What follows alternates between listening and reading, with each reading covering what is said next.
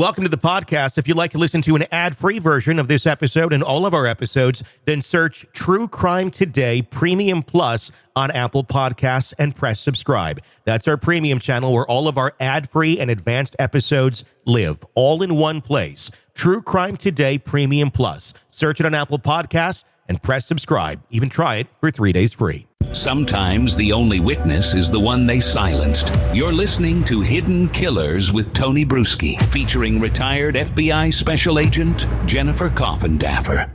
Baby oil apparently is the thing. At least that's some of the allegations, new allegations coming out against Sean Diddy Combs. We've, of course, heard the story of the 1,000 bottles of baby oil that he allegedly purchased from Costco. Costco saying, we didn't even sell it like that.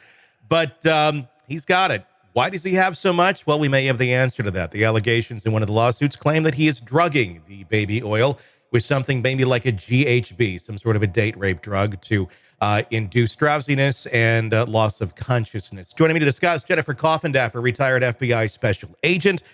Jennifer, have you ever seen this before, where it's not drinks, it's not some sort of food that's being consumed, it's literally the baby oil that is tainted with a date rape drug?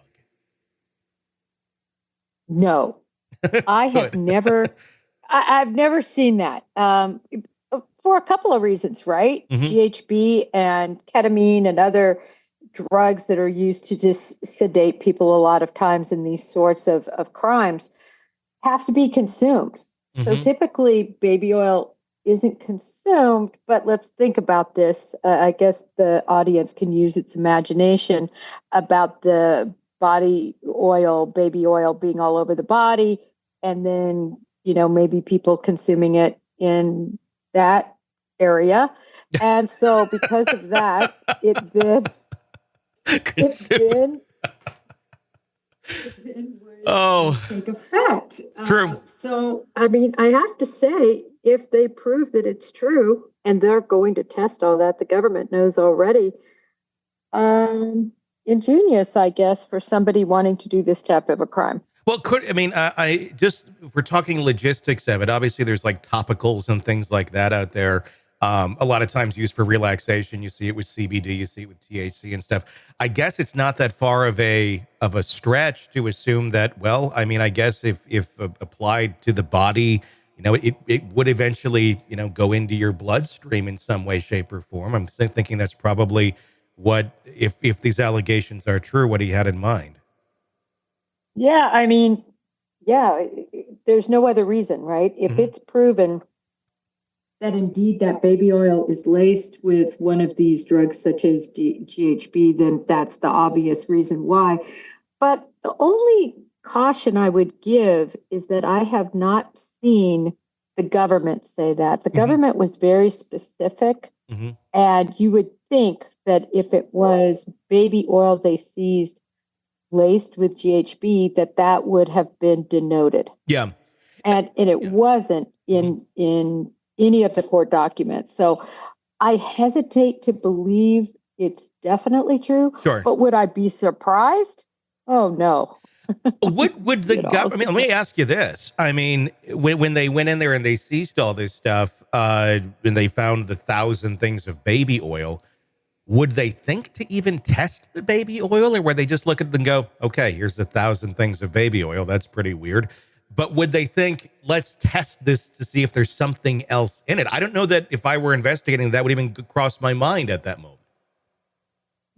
You bring up a good point, but certainly they would want to investigate. As we all know, the baby oil typically has that barrier, mm-hmm. a silver barrier, oftentimes that you have to peel off mm-hmm. before the oil will come out so it doesn't make a mess. I don't know if it's on all brands or just some brands. But, if anything looked like it had been tampered with, or maybe a needle mark at the top of something. So in other words, was it truly sealed? True. If it wasn't truly sealed, then certainly investigators would want to see if there was anything else in there. I think they would look, because it's so unusual to have 1,000 bottles of baby oil.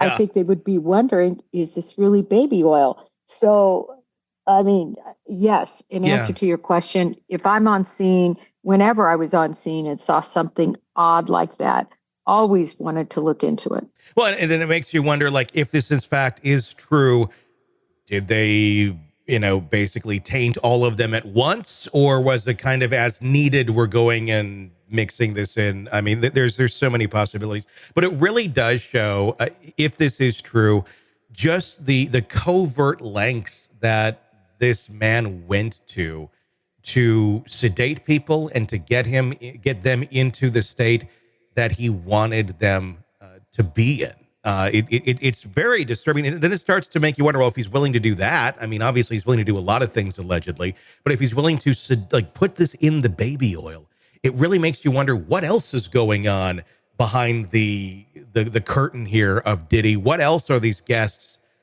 walking into? What else is going on that they're unaware of if they're at these parties? And does this in some way, shape, or form, if in fact it's true, would this provide some sort of, out, or some sort of grace for those who may be found in these videos at these parties, if in fact they have this on them and they're being affected, but they're unaware of it being affected? Could that be an argument for them saying, look, yes, our client is performing horrible things in this video, but they were drugged and they didn't even know they were drugged?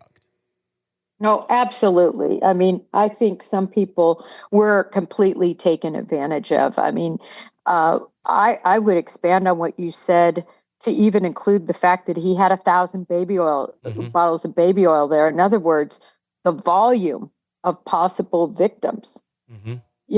Nobody keeps that amount around unless you literally have a huge number of individuals coming in that you're trying to sedate, if you will, or engage in these types of sexual acts with, right? So no matter what, whether it was tainted or not, just the volume to me, when I first heard that, I thought, geez, how many does he go through a day?